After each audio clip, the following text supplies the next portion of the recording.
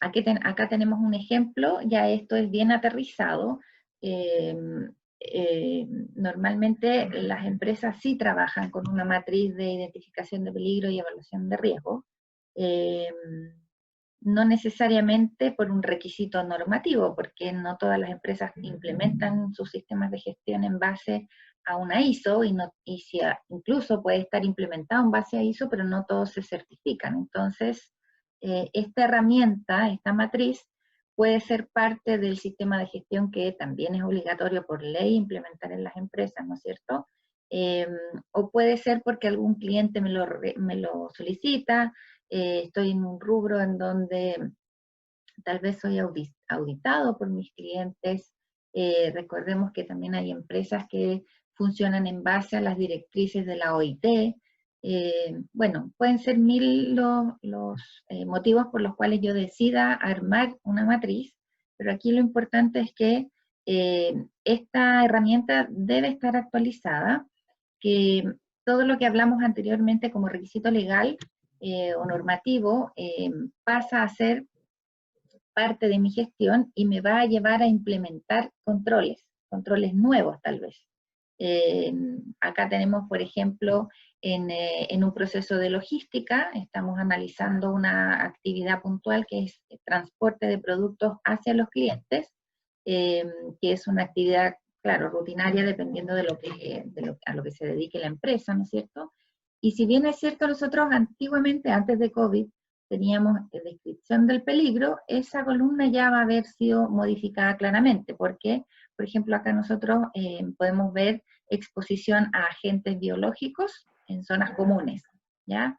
Eh, los agentes biológicos en general, en las matrices de peligro y riesgo, siempre han sido como que están, pero muy, muy poco valorados. O sea, cuando se hace la evaluación del riesgo, ya sea por probabilidad de ocurrencia o por severidad o por magnitud, las empresas le prestaban poca atención a estos elementos.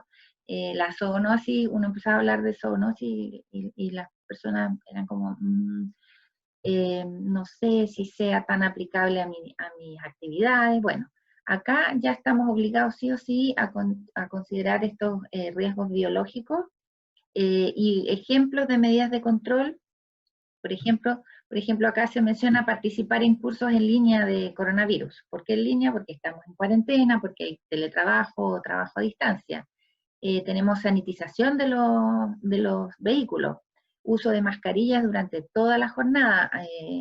Con Claudio y Anita nos ha tocado auditar empresas de alimentos.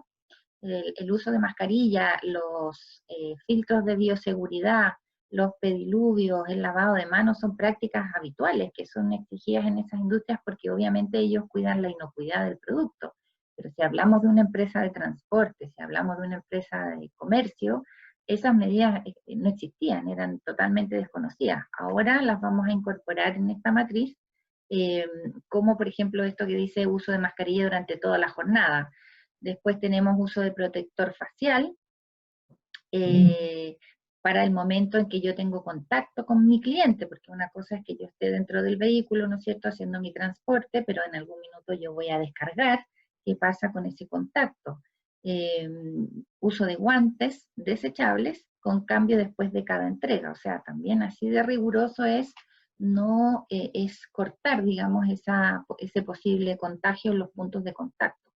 Y por último, recomienda consumir colaciones y almuerzos dentro del vehículo, ¿ya? Porque incluso, de acuerdo a los últimos estudios, que partimos conociendo cero de este virus, hemos ido conociendo ya que incluso en los últimos estudios el calzado, ¿no es cierto?, puede contaminarse desde las superficies por donde uno camina. Hasta hemos visto notas, ¿no es cierto?, y he visto reportajes sobre las mascotas, qué pasa con los perritos cuando uno los sale a pasear y después regresan a la casa.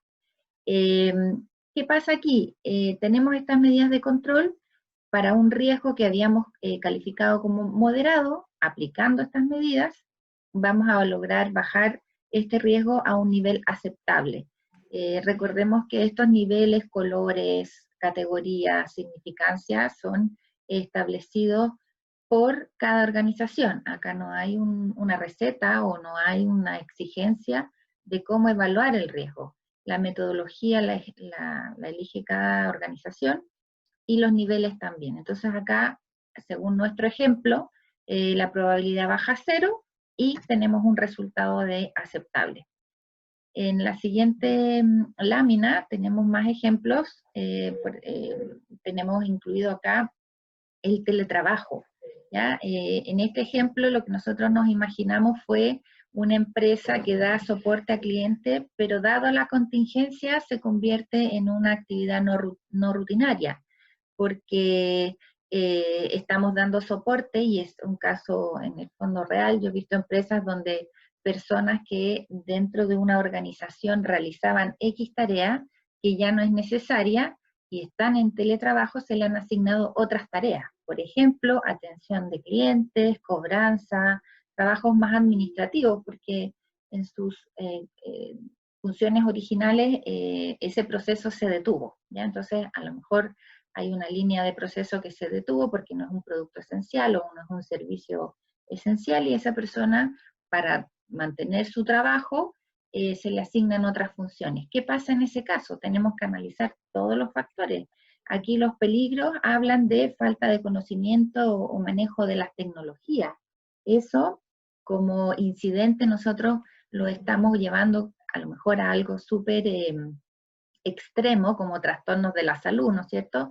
Pero la verdad es que son impactos que se están observando en los trabajadores.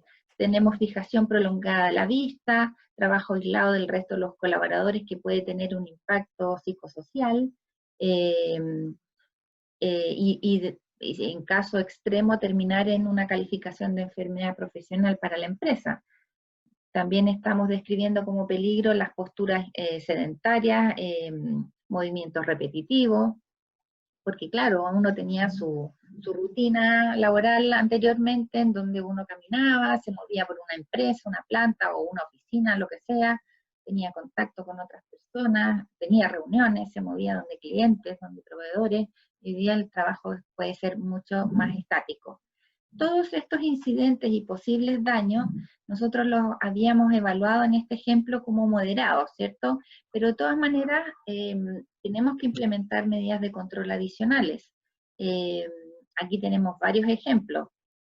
Leer cartillas explicativas sobre la pandemia, que viene por la parte de comunicación y difusión, ¿cierto? Participar en cursos virtuales, conocer los protocolos de teletrabajo, participar en pausas activas, recibir indicaciones de ergonomía, y así, muchas actividades que es posible realizar incluso de forma remota. De hecho, estamos hoy día participando en esta actividad, cada uno en su ubicación, y hemos logrado coordinar y tener un efecto positivo. Eh, las reuniones también, a pesar de que muchas personas antes de la pandemia no tenían los recursos como para comunicarse con sus empleadores o con sus compañeros a través de un computador.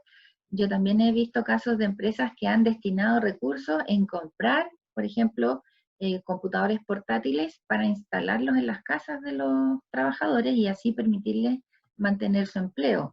Esto también se viene arrastrando un poquito desde el 18 de octubre del año pasado, cuando empezamos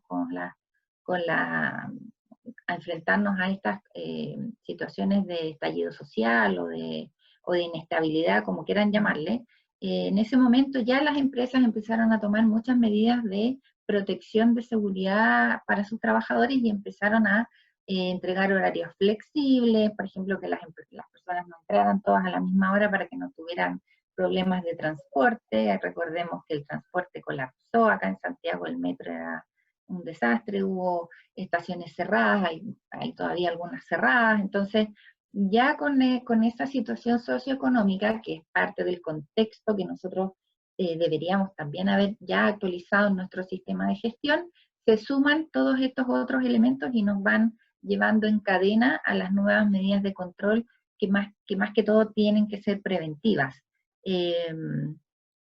Acá también tenemos ejemplos de participación en sesiones semanales de pausa activa virtual, trabajo con el protocolo del Ministerio de Salud sobre TEMER, ¿no es cierto? Y así, cada empresa puede haber implementado una serie de medidas preventivas que al final lo que buscan es adaptar nuestros sistemas de gestión en seguridad y salud para bajar el riesgo.